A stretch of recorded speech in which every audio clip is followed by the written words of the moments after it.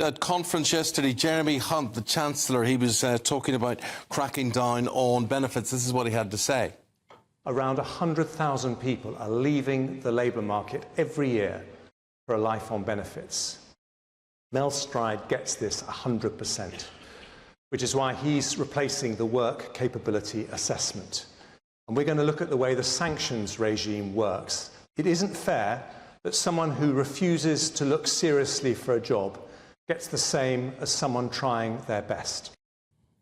Well, that was Jeremy Hunt speaking yesterday. Today, we're asking, is he right? Let's get the thoughts of the former Labour advisor, Mike Buckley, who obviously disagrees. And we'll also speak to the medical clinician, Izzy Montague, who says we should actually get tougher on benefits. Good morning to both of you. If I could go to you first of all, Mike. You profoundly then disagree with what the Chancellor had to say. You think that it's OK that 100,000 people a year decide to leave the workforce for a life on benefits?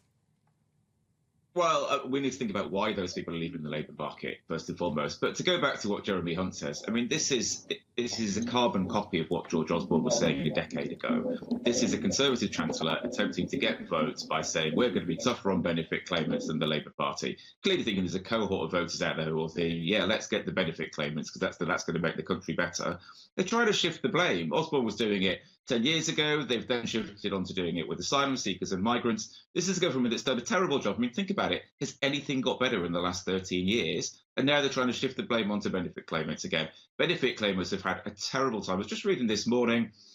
We've got 4 million kids now in poverty. That's gone up about double, I think, since the Labour Party left office. Labour was going to end child poverty by 2020. We now have 120,000 children in extreme poverty. That's in households where they can't afford to heat their homes. They can hardly afford to heat. They certainly can't afford to buy shoes that fit for their kids. This is in Britain, a modern democracy. But to go back to those 100,000, assuming that figure is correct, my understanding is that most of those people are over 50. Most of those people are unwell. They're unwell for 2 reasons. One, because a lot of them are getting long COVID, about which the government is doing nothing. They're also unwell because we've got an NHS that's in crisis and a waiting list of 8 million. So these are not necessarily people that don't want to be in work. They're simply people who cannot be in work due to ill health because they're living in a country without a decent health system. Izzy, hasn't Mike got a point there? I'm always a bit cautious of passing judgment on this because I haven't ever lived off benefits, and I don't think I'd like to put it to the test. Have you ever lived off benefits? No, I haven't. I've always, been brought up with the principles to work and, to be able to provide. And, if you don't work, then obviously there's certain things that, you will have to do. You have to make sacrifices. Drawing on a lot of the points that, Mike made, I think it's this people politics that I don't like, this kind of grouping everybody together. Not everybody who claims benefits are the same. There is this kind of understanding that the government is responsible for everybody on benefits and everybody who claims, and that's simply not true. Where we need to go back to the understanding that we as individuals have to take some responsibility to claim that, there's so many children in poverty, but where is the personal responsibility? Where is the responsibility of the parent? Why is it the government's, responsibility to look after so many of these children in poverty? We do have to break down the system. We have to look at the benefit system, and because at this moment in time, parents are just not responsible. And then it's this idea that, well, if the government is paying for children, then the government can also tell you what to do with your children. And it's just wrong. Right. We need to teach families how to look after your own family, your own children. We need to bring back the standard, the structure of family stability, where you are the mum and father are responsible for raising the children, going out to work, maybe mothers in the home. I'm a strong supporter that mothers should be in the home looking after the children. And we need fathers to be able to provide. Gosh, the government okay. With that.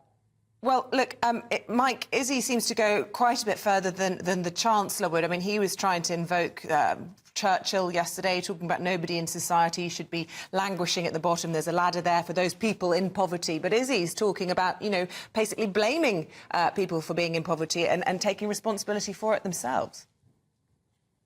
Well, I wasn't entirely clear on what Izzy was suggesting. I mean, at one minute she seemed to be suggesting that everybody should go out to work, and the next minute she was suggesting that women should be stuck in the house and taking care of children. And I think maybe Izzy ought to be clearer what she wants. But her central premise that parents should be taught to take care of their kids, I don't think for a minute that these people living in poverty are not trying to take care of their kids. Of course they are. That's their number one responsibility. And I mean, you probably the same as I have. You'd have seen interviews in recent months. You'd have read news stories in recent months with parents saying, I'm only eating once a day so that I can feed my kids.